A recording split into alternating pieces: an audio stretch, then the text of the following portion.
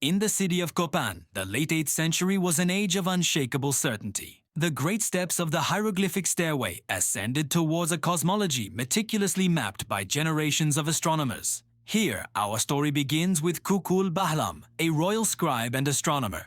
Kukul was not a king, but his power was arguably greater. He was the keeper of time, the living link between the cycles of the sun, the moon, and the potent movements of Venus. He measured the vast repeating cycles of the long count calendar, a mathematical marvel that promised order and predictability in a chaotic world. Kukul lived in the shadow of the mighty Ajaw, but his days were spent in the quiet cool of the observatory, surrounded by polished jade and the faint, sweet scent of copal incense. His duty was to calculate the exact timing of the sacred rituals, ensuring the Ajaw's bloodletting occurred precisely when the celestial portals were open, guaranteeing the continuation of the rain, the harvest, and the empire. In those years, the city pulsed with life.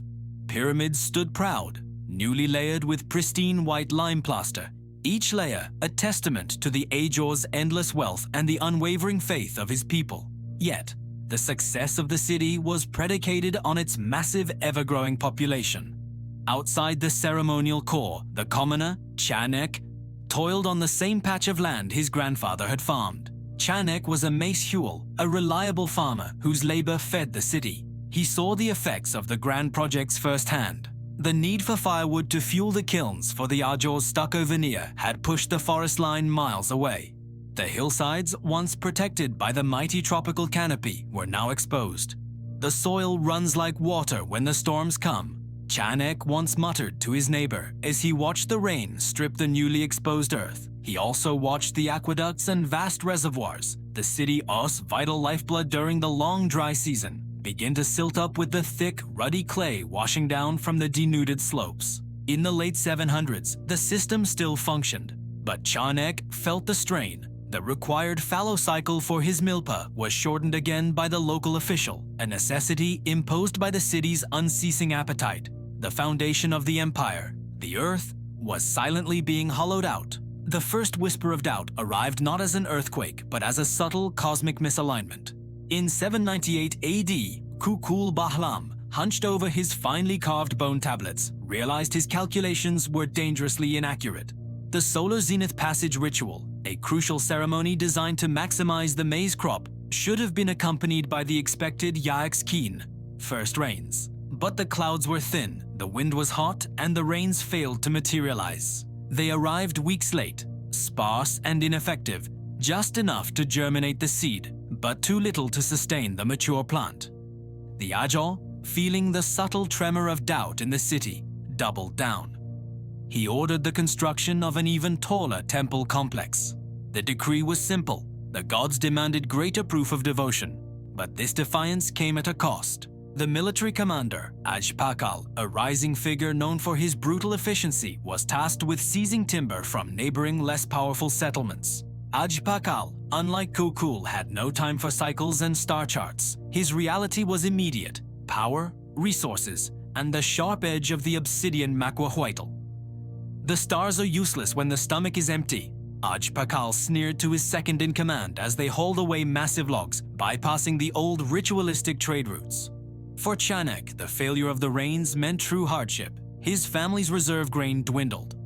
He watched, helpless and enraged, as Ajpakal's guards, not yet taking the grain but demanding more labor for the new temple, took his strongest son away. The traditional compact was dissolving. The Ajaw promised rain. The Mesihual provided labor and tribute. When the rain failed, the tribute should have eased. Instead, the demands intensified. The people began to question the integrity of the Ajaw's divine connection. Kukul Bahlam was caught in an impossible bind. He knew the calendar was correct, but the weather, the domain of the rain god Chak, was wrong. His complex calculations, once the source of order, became a source of paranoia.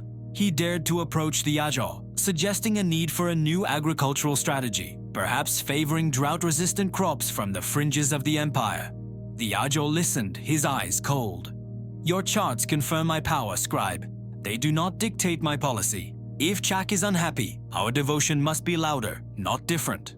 Kukul's profound mathematical knowledge was suddenly powerless against the growing, desperate political expediency of the throne. The second wave of the megadrought struck with full force around 830 AD. This was no mere delayed season. It was a devastating, prolonged climatic reversal.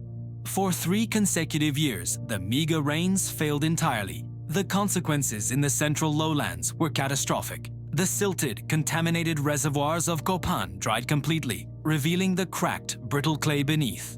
Famine descended like a plague. The highly dense population, dependent entirely on the failing agricultural base, began to starve. The trade routes had already collapsed, having been first ravaged by Ajbakal's increasingly brutal raids for basic supplies, and then abandoned by merchants fearing attack. Warfare became a frenzied, desperate scramble for survival. The beautiful, ritualistic conflicts of the past were replaced by destructive raids aimed solely at seizing food stores and eliminating rivals. In the ceremonial core of Copán, the building projects ground to a halt. The last dated stela was erected around 822 AD. After that, silence. Kukul Bahlam's order became meaningless. He packed his most precious tools, the jade-encrusted writing stylus, the few remaining bark paper codices, and his ancestral bones, knowing that the end was not coming with a roar, but with a terrifying absence. The city was not invaded. It was hollowed out by fear and hunger. Ajaw, the military commander, thrived in this chaos. He no longer needed the Ajaw's authority. He had the only thing that mattered: control over the remaining food caches. He did not ask for labor, he demanded immediate, brutal submission. He allowed his men to deface the great monuments, chiseling the faces of the long-dead Ajaws from the stele, a symbolic, physical rejection of the failed divine covenant. It was a crude, terrifying declaration that the old system, the system of priests and calendars, was dead. Chanek, having lost his farm and his eldest son to the Ajaw's demands, joined the swelling tide of refugees. He carried only a simple clay pot and his youngest daughter. His respect for the stone gods was gone. Only the memory of his ancestors remained. He saw Kukul Bahlam, the once revered scribe, slipping away from the city with a handful of belongings, a broken man carrying only the weight of failed knowledge. For Chanek, the astronomer's failure to bring rain was no different from the king's failure to govern. The entire superstructure was rotten. By 870 AD, Copán, Tikal, and dozens of other magnificent cities in the central lowlands stood largely abandoned. The population had plummeted by as much as 90%. Those who remained were small, desperate bands struggling for subsistence in the shadows of the monumental ruins.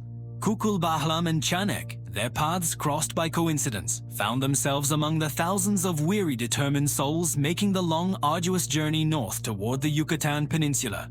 The journey was a crucible. Kukul, stripped of his courtly privilege, was forced to rely on Chanek's practical knowledge of the jungle for food and safety. Chanek, meanwhile, often approached Kukul, not for prophecies, but for his memory. The ability to recall the complex centuries-long migration narratives and the precise locations of lesser-known older settlements. Kukul, humbled and broken, finally understood his true duty.